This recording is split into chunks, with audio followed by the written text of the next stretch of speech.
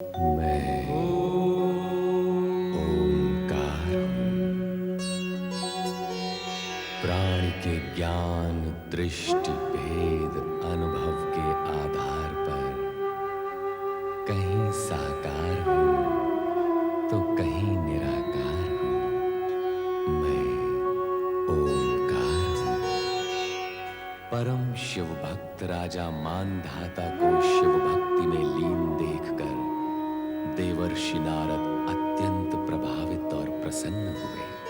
जब वे हिमालय महल पहुंचे तो वहां इंद्र, शची व अन्य देवगण भी पुत्र जन्मोत्सव पर बधाई देने आए हुए थे।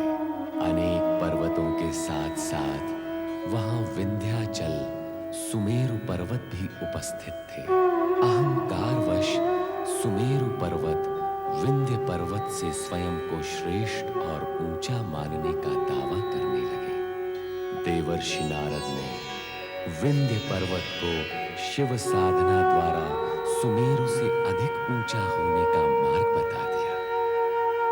विंध्य पर्वत भी लक्ष्य पूर्ति के लिए साधना में जुट गए। पर नारद जी ने देखा कि राजा मानधाता जैसी शिव भक्ति विंध्य पर्वत में नहीं है। देवर्षि नारद कैलाश जाकर दोनों शिव भक्तों को दर्शन देने की याचना करते हैं। राजा मानधाता और विंध्याचल पर्वत आपके नाम का निरंतर जाप कर रहे हैं। उनके जाप की गूंज यहां भी सुनाई दे रही है। आश्चर्य है, आपने अब तक अपने भक्तों को दर्शन देकर उनकी कामना पूर्ण नहीं की। समय पर सभी कार्य पूर्ण होते हैं नारद। समय से पूर्व कुछ भी संभव नहीं। नारायण नारायण।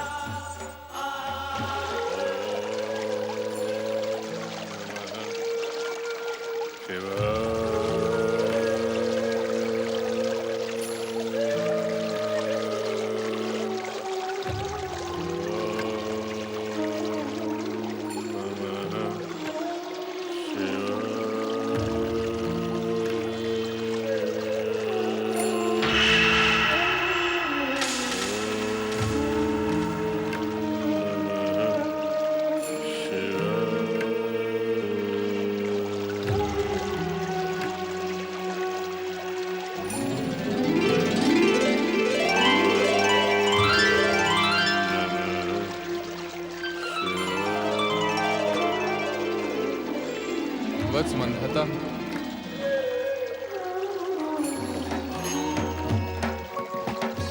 प्रभु उठो वत्स।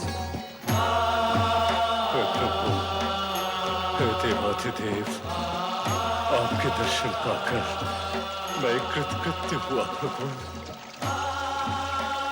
कृतकृत्य हुआ। हम तुम्हारी इस कठोर तपस्या से प्रसन्न हुए राजा।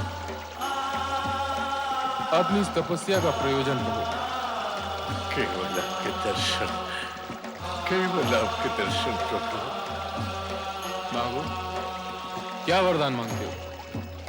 मैं किसी वरदान प्राप्ति के लिए आपकी शरण में नहीं आया प्रभु। केवल आपकी कृपा, केवल आपके दर्शन के लिए, आपकी कृपा, आपके दर्शन के पश्चात यदि मैं कुछ भी मांगूंगा तो आपकी कृपा से तो कम ही होगा ना प्रभु। फिर भला मैं घाटे का सौदा क्यों करूं प्रभु? घाटे का सौदा क्यों करूं? तुम्हारी इस निस्वार्थ भक्ति और समर्पण भावना ने तुम्हें हमारे और समीप ला दिया है राजा। प्रभु, तुम्हारी इच्छा हो न हो, किंतु हमें तुम्हारी भक्ति का प्रतिफल देना ही होगा। प्रभु, प्रभु, आपके इन श्री शरणों में मेरा स्थान बना रहे, बस बस यही मेरा संतोष होगा प्रभु। किंतु इससे हमें संतोष नहीं होगा। श्रद्धा और अटूट नियम की सीमा में रहकर की गई तुम्हारी इस अटूट भक्ति ने तुम्हारा स्थान ऊंचा बना दिया है भक्त। इस स्थान और यहाँ के संपूर्ण वातावरण को तुम्हारी साधना और भक्ति ने शिवमय बना दिया। इसी कारण ये द्वीप मानधाता द्वीप के नाम से प्रसिद्ध होगा।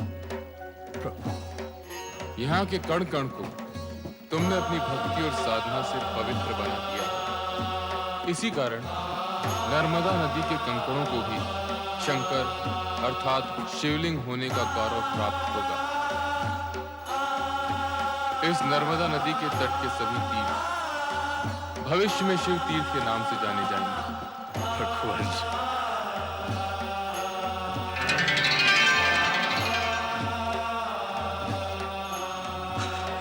मैं धन्य हो गया भगवान, मैं धन्य हो गया। ओम नमः शिवाय, ओम नमः शिवाय, ओम नमः शिवाय, ओम नमः शिवाय, ओम नमः शिवाय, ओम नमः शिवाय, ओम नमः शिवाय, ओम नमः शिवाय, ओम नमः शिवाय, ओम नमः शिवाय, ओम नमः शिवाय, ओम नमः शिवाय, ओम नमः शिवाय, ओम नमः शिवाय, ओम नमः शिवाय, ओम नमः शिवाय, ओम नमः शिवाय, ओम नमः शिवाय,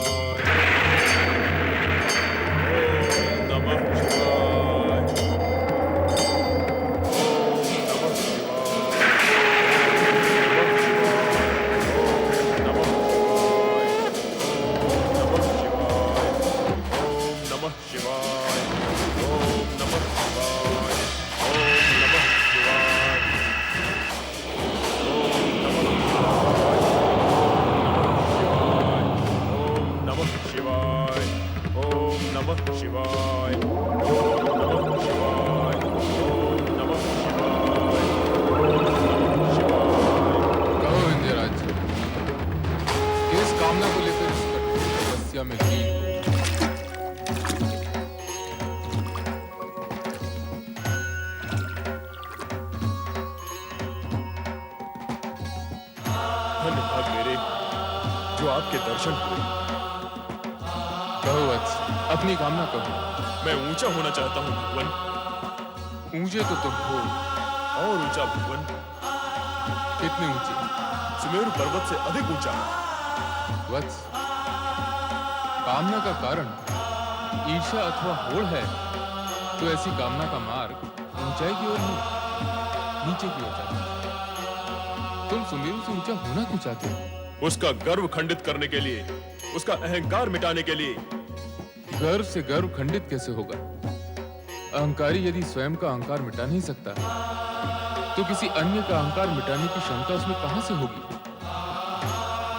हम तुम्हारी भक्ति और तपस्या से प्रसन्न अवश्य हुए थे, किंतु तुम्हारी इस ईर्ष्या भावना ने हमें आश्चर्य में डाल दिया। कामना कल्याण में होनी चाहिए वत्स। तुम कोई अन्य वरदान मांगो जिसमें तुम्हारा हित हो। मैंने तो यही कामना मन में लेकर आपकी आराधना आरंभ की थी प्रभु। मन में ऐसी कामना करने से पूर्व तुमने विचार नहीं किया कि इसका परिणाम न तुम्हारे हित में होगा न ही लोक हित में।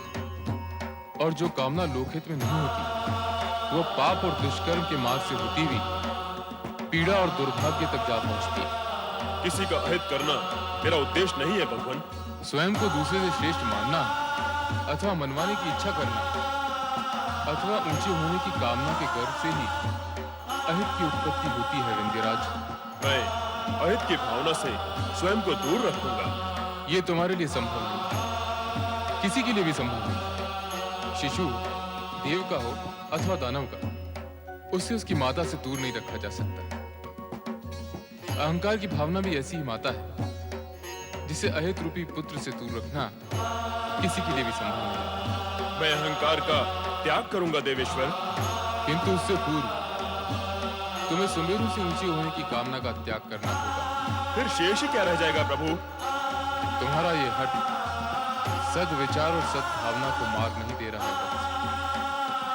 यदि तुम्हें वरदान प्राप्त हो गया और तुम सुमेरु से ऊंचे हो गए, तो जानते हो उसका परिणाम क्या होगा? आर्यव्रत के उत्तर और दक्षिण के मध्य सेतु होने के कारण वर्तमान में आवागमन संभव है, किंतु तुम्हारे ऊंचे हो जाने से उत्तर दक्षिण का संपूर्ण भंग हो जाएगा, संतुलन नहीं रहेगा, परस्पर संबंध नहीं रहेंगे, उत्तर दक्षिण में विभिन्नताएं उत्पन्न हो जाएंगी। ऐसा न हो, इस कारण तुम अन्य कोई वरदान मांग लो वत्स। मैं ऐसा नहीं होने दूंगा। आप कृपया मुझे सुमेरु से ऊंचा होने का वरदान दे भगवान।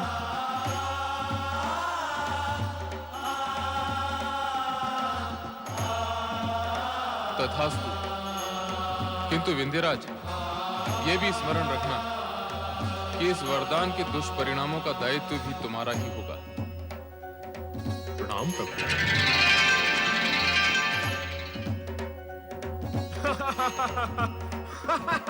मुझे सबसे ऊंचा होने का वरदान मिल गया, सबसे ऊंचा होने का वरदान मिल गया।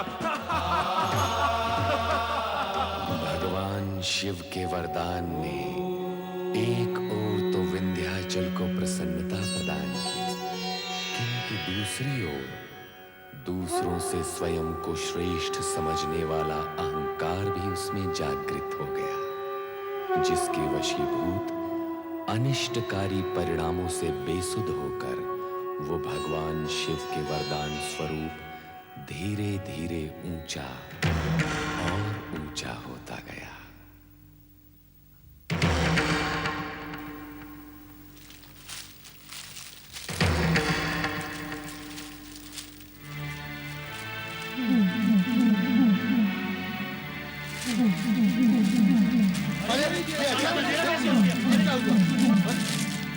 ये अंधेरा कैसा?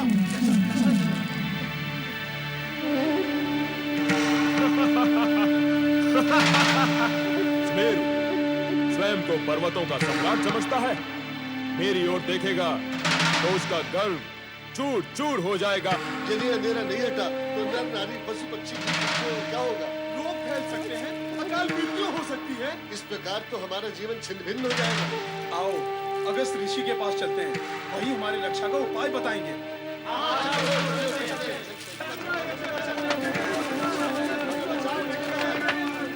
मुनिवर, अंधकार का तांडव धरती पर छा गया है, हम सबको बचा लो मुनिवर। ये कैसा अंधकार है?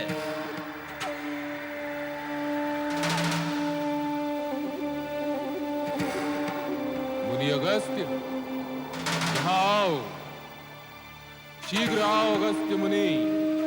कौन कौन पुकार रहा है? कहाँ आना है मुझे? मैं कैलाशपति शंकर तुम्हें कैलाश पर बुला रहा हूँ। आओ अगस्त्य मुनि। हे देवाधिदेव भगवान शिव, आपकी आज्ञा का पालन होगा भगवान। मैं शीघ्र ही आपके चरणों में उपस्थित हो रहा हूं प्रभु। आप सब धीरज धरें। भगवान शंकर इस अंधकार को अवश्य ही प्रकाश में परिवर्तित करेंगे। हर हर महादेव, हर हर महादेव, हर हर महादेव। मेरे लिए क्या आज्ञा है भगवान?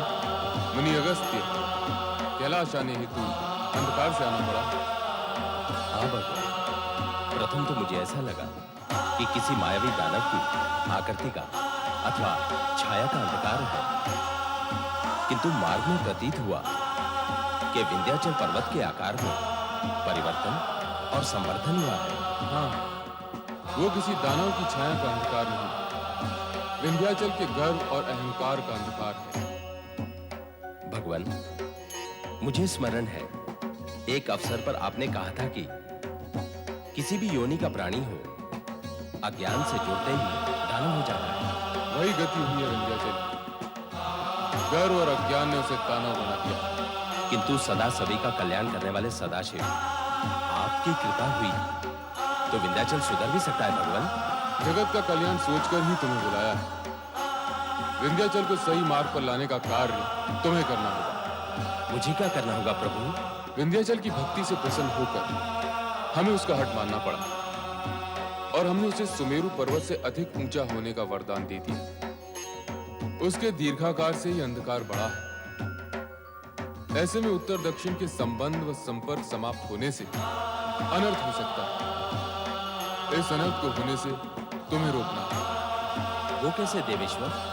अहंकारी होते हुए भी विंध्याचल गुरु, ज्ञानी और ऋषि मुनियों के प्रति सम्मान की भावना रखता है, और ऐसा प्रतीत होता है कि आपके प्रति तो उसके मन में विशेष आदर भाव है। ये सत्य है देवेश्वर। मेरे प्रति वो अधिक ही विनयशील है। तो अब जगत कल्याण हेतु उसकी विनयशीलता का लाभ उठाइए। आप इच्छा शक्ति के बल पर दक्षिण से उत्तर में आए हैं, किंतु अब पदयात्रा करते हुए विंध्याचल को पार कर पुनः दक्षिण में जाएंगे। उस दीर्घाकाल विंध्याचल को पार करना होगा? केवल विंध्याचल को, दीर्घाकार विंध्याचल को नहीं। जब आप उस पर्वत की तलहटी में जाएंगे तो वो प्रणाम करने हेतु सिर नवाएगा। उस समय उससे कहें कि वो आपके लौटने की प्रतीक्षा करे और इसी तरह सिर नवाए रहे, जिससे आपको आवागमन में सुविधा हो। किंतु भगवान, मेरे पुनः उत्तर में लौटने पर वह भी पुनः खड़ा हो जाएगा, अतः समस्या तो वही रहेगी। आप दक्षिण से उत्तर में लौटेंगे ही क्यों? अर्थात मुझे सदा सदा के लिए दक्षिण में वास करना होगा प्रभु। लोकहित में किया गया आपका यह कार्य संपूर्ण जगत में चर्चा का विषय रहेगा। जैसी आपकी आज्ञा भगवान। प्रणाम। हर हर महादेव, हर हर महादेव, हर हर महादेव। विंध्याचल, विंध्याचल, विंध्याचल।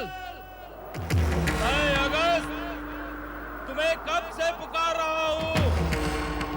क्या तुम्हें मेरी पुकार सुनाई नहीं दे रही है? हाँ, गुरु अगस्त, मेरा प्रणाम स्वीकार करें मुनिवर। प्रणाम करने की ये कौन सी प्रणाली है विंध्याचल?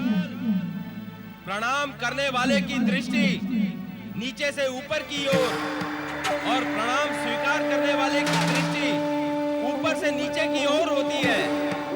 यहाँ स्थिति उल्टी है। तुम्हारी विनयशीलता पर मुझे हमेशा गर्व रहा है। तुम अभिनयी कब से हो गए विंध्याचल? नहीं मुनिवर, मेरी भावना में नहीं, मेरे आकार में परिवर्तन हुआ है। तुम्हारे आकार ने बड़ा होकर तुम्हारी भावना को छोटा कर दिया है। ये देख और जानकर मन क्लांत हुआ है। नहीं गुरुदेव, नहीं, मेरे प्रति ऐसा अन्याय न करें गुरुदेव। तुम्हारी शालीनता और सौम्यता कहाँ गई विंध्याचल? तनिक ठहरिएगा मुनिवर। मुझे अपने दीर्घाकार से आपका आशीर्वाद अधिक प्रिय है। आपके श्री चरणों में नतमस्तक होने के लिए मैं व्याकुल हो रहा हूँ, छोटा हो रहा हूँ।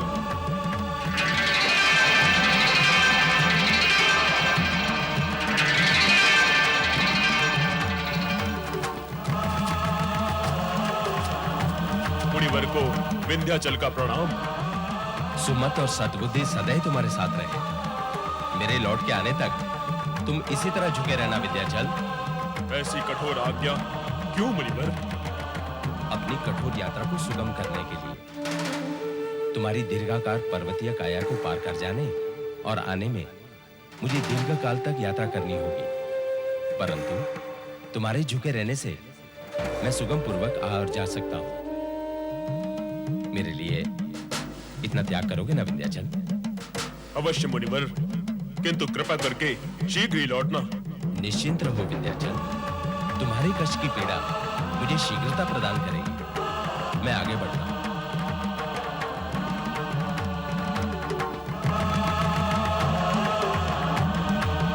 छल मेरा स्वभाव नहीं है विंध्याचल, परंतु देवाधिदेव के आदेश से लोक धर्म के नाते मुझे ये व्यवहार करना पड़ा।